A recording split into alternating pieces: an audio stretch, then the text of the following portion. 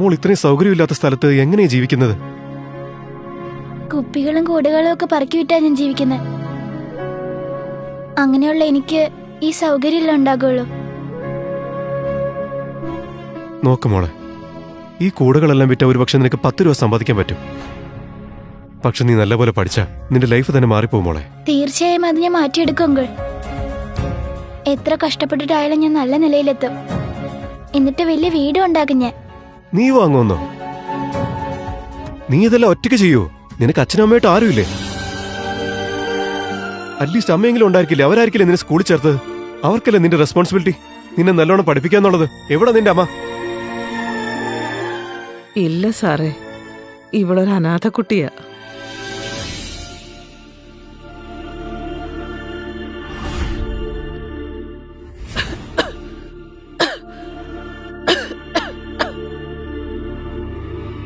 ഒരു പക്ഷെ അനിക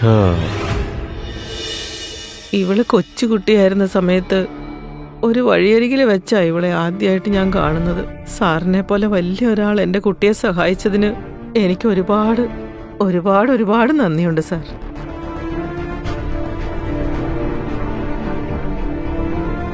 ഇവിടെ നല്ലപോലെ നോക്കിക്കോ.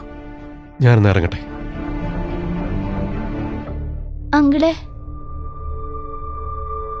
നിങ്ങൾ പെട്ടെന്ന് അങ്ങനെ പോയാ പിന്നെ PTA എങ്ങനെയാ എന്റെ കൂടെ വരിക?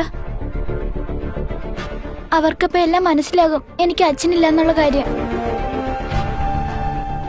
നോക്ക് മോളെ, എനിക്ക് വേറെ ഒരുപാട് കാര്യങ്ങളുണ്ട്. എനിക്കിപ്പോ പോയേ പറ്റൂ. പ്ലീസ് അങ്കിളെ,